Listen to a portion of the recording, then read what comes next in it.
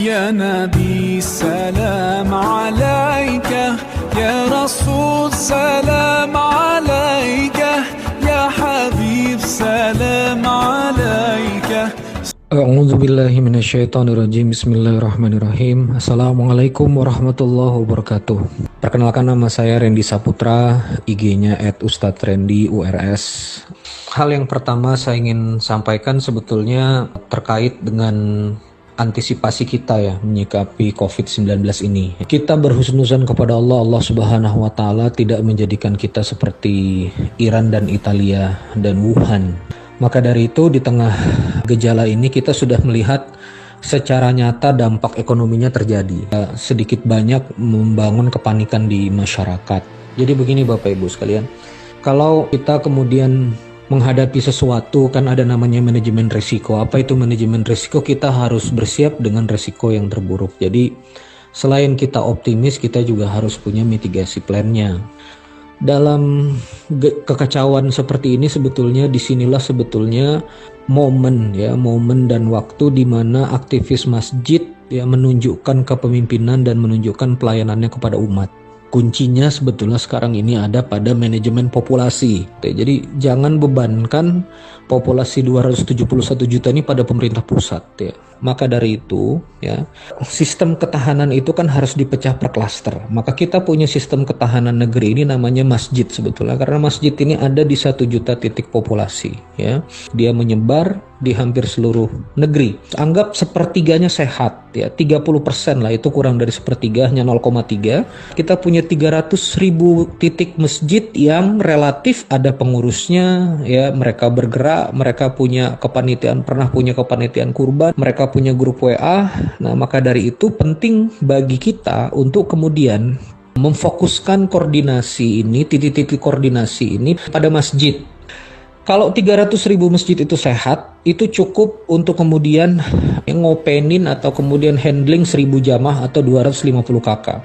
Kalau 1.000 jamaah aja tembus tuh angkanya 300 juta, hampir semua penduduk nanti populasi muslim dan non muslim bisa kemudian dihandle sementara waktu ini oleh masjid. Maka saya akan masuk pada langkah-langkah teknisnya ya. Yang pertama, alangkah baiknya masjid membangun tim satuan ad hoc ya, satgas satuan gugus tugas terkait COVID-19, 5-7 orang saja, tapi yang benar-benar mau bekerja dan mau mendedikasikan diri untuk melayani dan kemudian ngurusin warga ya. Bikin saja grup WA-nya, satu grup WA itu 7 orang. Langkah berikutnya adalah di ranah edukasi. Di ranah edukasi ini Satgas ambil source informasi yang paling sahih tentang COVID ya. Bisa dicari ya, ada Kawal COVID-19 platformnya, ada juga Kemenkes. Terkait dengan masalah edukasi ini, maka caranya gimana? Satuan tugas COVID masjid ini melakukan pendataan pada jamaah masjid. Kalau misalnya belum ada grup WA-nya, kalau bisa ada yang mendata via WA saja. Dan saran saya buat grup WA-nya satu arah. Only admin can post, yang kemudian postingan-postingan positif ya, yang valid tentang COVID ini bisa di-feeding di sana. Artinya kita juga kemudian mendapatkan data sebetulnya jamaah kita ini berapa sebetulnya. Nah, jangan sampai kita nggak ngerti ya, ada saudara kita kena lockdown atau misalnya perusahaannya nggak ngegaji lagi, dirumahkan, mereka nggak bisa makan. Ini saatnya masjid juga kemudian melakukan pendataan atas itu. Jadi setelah edukasi, lalu kemudian jangan lupa yang ketiga dilakukan pendataan supaya jangan ada jamaah kaum muslimin yang lepas ya. Bahkan kemudian kalau misalnya populasinya ada juga non muslimin nggak apa-apa juga gitu. Nah, setelah itu dilakukan pendataan, yang berikutnya yang keempat adalah mulai bisa dikomunikasikan pada muhsinin. Kalau ada pengusaha, orang-orang agnia yang kemudian ngerti anjuran Rasulullah, di masa sulit seharusnya lebih banyak menolong orang, di masa sulit lebih banyak kemudian membantu orang, maka langkah baiknya para muhsinin ini dihimpun, itu kemudian juga diajak bantu, kemudian bisa dijembatani terus ya, ada grup khusus misalnya para donatur dijembatani. Poin kelimanya adalah kemudian mempersiapkan satgas COVID di setiap masjid ini untuk bersiap-siap sebetulnya menjadi pasokan pangan ya. Maka dari sekarang sebetulnya dijalankan saja sembako Jumat. Kumpulin sembako, bikin paket-paketnya, cek duafa sekitar masjid, mau nanti COVID-nya merebak nggak merebak, bagi sembakonya, bagikan setiap Jumat. Supaya orang nggak berkumpul, antarkan ke rumah-rumahnya, satgas yang bergerak supaya nggak ada kerumunan. Nah, maka dari itu lebih enak kalau misalnya bantuan pangan itu atau ketersediaan pasokan pangan itu kita drop clustering. Intinya masjid ambil tanggung jawab. Dan di sini saatnya untuk ngosongin kas masjid sebetulnya, untuk kemudian merealisasikan kas masjid. Di sini saatnya untuk kemudian peduli. Yang keenam ini sebetulnya substansi yang cukup mendasar dan utama. Satgas COVID-19 di setiap masjid alangkah baiknya mencari rumah wakaf manfaat. Dicari jamaah yang punya rumah kosong, nggak kepake, untuk awal-awal ini jadi sekre Satgas COVID. Ya, di situ sediakan baju hazmat, sediakan APD, ya, sediakan juga misalnya pelindung mata dari droplet, ya, sediakan sarung tangan, sanitizer, desinfektan untuk bersiap-siap jadi fasilitas isolasi sederhana yang kita ikhtiarkan. Di Indonesia Anda bisa bayangkan, satu rumah satu kamar, 4 anak 2 ibu. Coba Anda bayangkan. Kita berdesak-desakan, himpit-himpitan di area pemukiman. Gimana mau karantina personal? Di dalam komunitas aktivis masjid pasti banyak yang mau jadi relawan, banyak yang mau ngopenin. Nanti bahkan desain ke depannya bisa jadi Kementerian Kesehatan melalui Dinas Kesehatan akan melakukan training pada relawan, karena memang tim medis nggak cukup, maka kemudian langsung di masyarakat itu, di aktivis masjid itu siapa yang mau jadi relawan, dan dibuat setiap satu masjid satu titik fasilitas isolasi.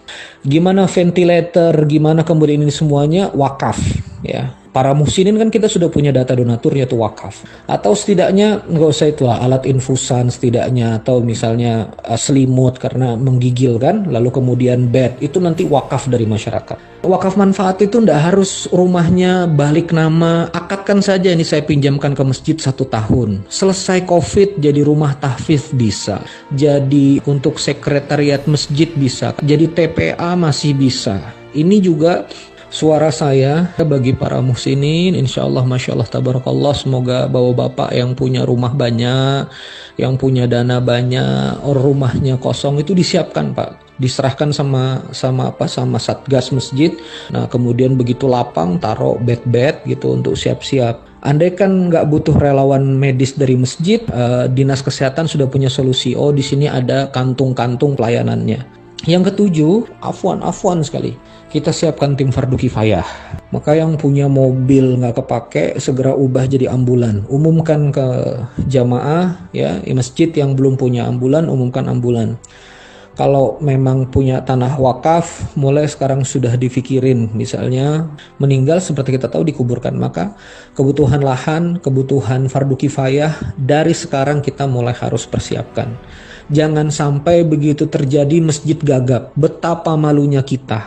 Andai kata tim fardu kifayah siap, ambulan siap, selesai COVID masih bisa digunakan untuk melayani umat. Nah, jadi di titik ini semua, ya, terutama anak-anak muda yang secara ikhtiari dan secara ilmiah, ya, imunitas tubuhnya lebih bagus, ambil peran. 7 langkah Bapak Ibu sekalian.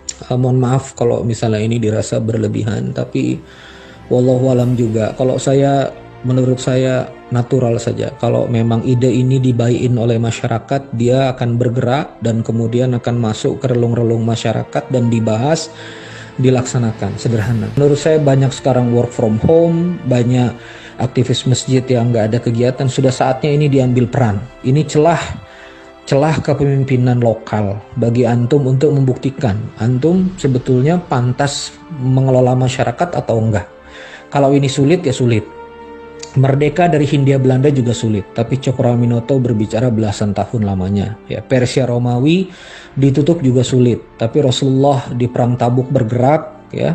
Sa'ad bin Abi Waqqas di Qadisiyah bergerak ke Persia, lalu kemudian Khalid bin Walid di Yarmuk juga bergerak di lapangan Yarmuk ke Syams menghantam Roma. Nah, Jadi jamaah sekalian, saya kira itu saja.